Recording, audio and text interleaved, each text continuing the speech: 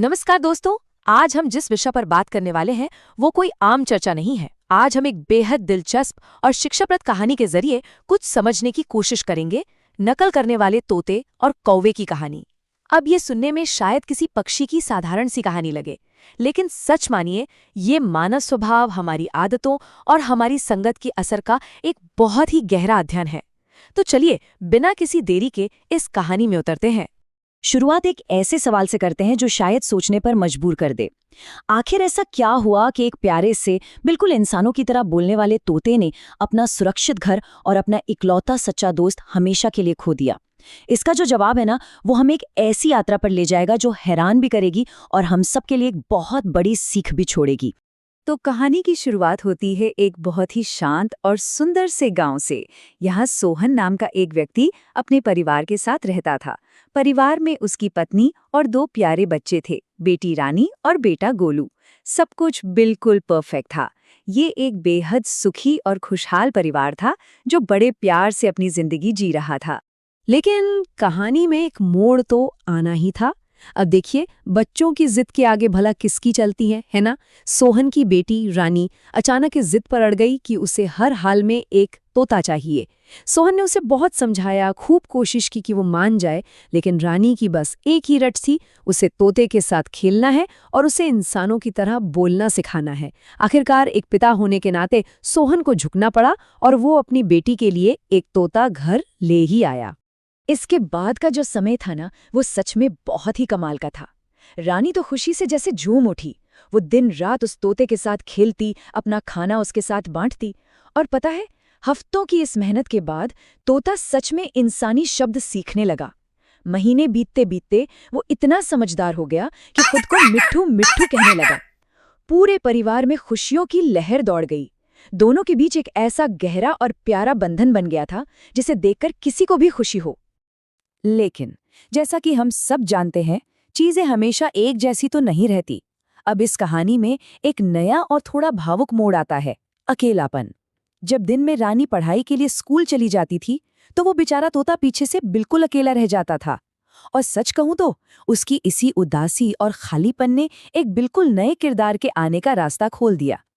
और इसी खालीपन के बीच आगमन होता है एक कौवे का। दरअसल रानी हर दिन स्कूल जाने से पहले तोते के पास खाने के लिए दाना और पानी रखकर जाती थी। बस उसी मुफ्त के दाने पानी की लालच में ये कौवा रोजाना वहां आने लगा।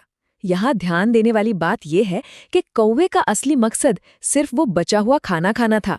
उसे तोते से दोस्ती करने या उससे कोई लगाव रखने में कोई खास दिलचस्पी नहीं थी। यहीं से शुरू होता है असली खेल, यानी बुरी संगत का असर। अब बुरी संगत असल में है क्या? ये वो स्थिति है जहां किसी के संपर्क में लगातार रहने से हमारी अपनी जो मूल आदतें या हमारा जो असली स्वभाव होता है, उसमें एक नकारात्मक बदलाव आने लगता है। रोजाना दाना खाने आने वाले कौवे और अकेलेपन से जूझ रहे उस तोते के बीच धीरे धीरे दोस्ती हो गई। और बस इसी दोस्ती ने तोते की असली पहचान को पूरी तरह से बदलना शुरू कर दिया। अब जरा इस भयानक बदलाव को ध्यान से देखिए। फर्क बिल्कुल साफ है। एक तरफ जब तोता रानी की अच्छी संगत में था, तो वो बेहद मीठे इंसानी शब्द बोलता था, जैसे मिट्ठू मिट्ठू। उसकी एक अपनी खूबसूरत पहचान बन गई थी। लेकिन दूसरी तरफ कौवे की संगत में आते ही वो अपना सब कुछ भूलने लगा। वो मीठे शब्द भूलकर बिल्कुल कौवे की तरह कर्कश आवाज में काव काव करना सीख गया। उसकी पूरी की पूरी पहचान ही उल्टी दिशा में चली गई।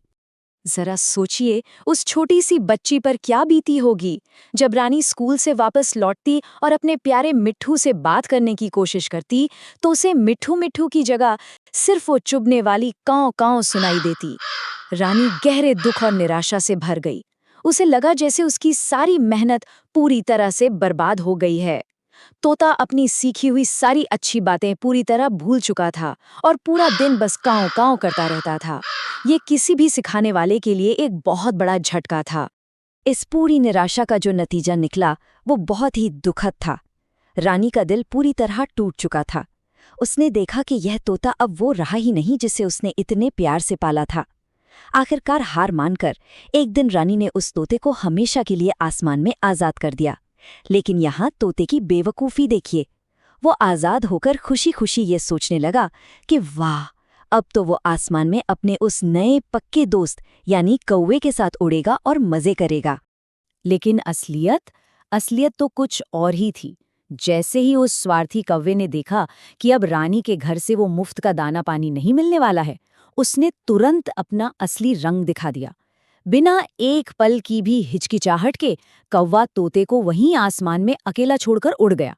ये इस बात का एकदम स्पष्ट सबूत था कि वो तथाकथित दोस्ती सिर्फ और सिर्फ मतलब और मुफ्त के खाने पर टिकी थी। वफादारी नाम की कोई चीज वहां थी ही नहीं। और इस तरह सिर्फ एक गलत संगत के कारण उस तोते का अंत बेहद दुखद हुआ। जरा सोचिए, वो तोता जिसके पास कभी एक सुरक्षित घर था, रानी जैसी इतना प्यार करने वाली दोस्त थी, वो अब इस बड़ी सी दुनिया में बिल्कुल पूरी तरह से अकेला रह गया था। ना उसका वो घर रहा, ना उसकी पुरानी दोस्त, और ना ही वो नया स्वार्थी दोस्त जिसके चक्कर में उसने अपनी असली पहचान और खूबियां तक खो दी थी। तो इस पूरी कहानी का लबोलुआब क्या है? हम इससे क्या सीख सकते हैं? 3 बहुत ही साफ बातें हैं। पहली, हमारी संगत वास्तव में हमारे व्यवहार और हमारी पहचान को तय करती है। हम जिनके साथ रहते हैं वैसे ही बन जाते हैं। दूसरी, जो रिश्ते सिर्फ स्वार्थ या किसी लालच पर टिके होते हैं, वो मुश्किल समय आने पर सबसे पहले टूटते हैं। और तीसरी, सबसे अहम बात, दूसरों की नकल करने के चक्कर में अपनी खुद की अनूठी पहचान और अच्छाई को खो देने के हमेशा बहुत गंभीर और दुखद परिणाम होते हैं। अब जाते जाते एक बहुत ही गहरा सवाल मैं आपके लिए छोड़ना चाहूंगी। क्या हमारी संगत ही अंततः हमारा भविष्य तय करती है?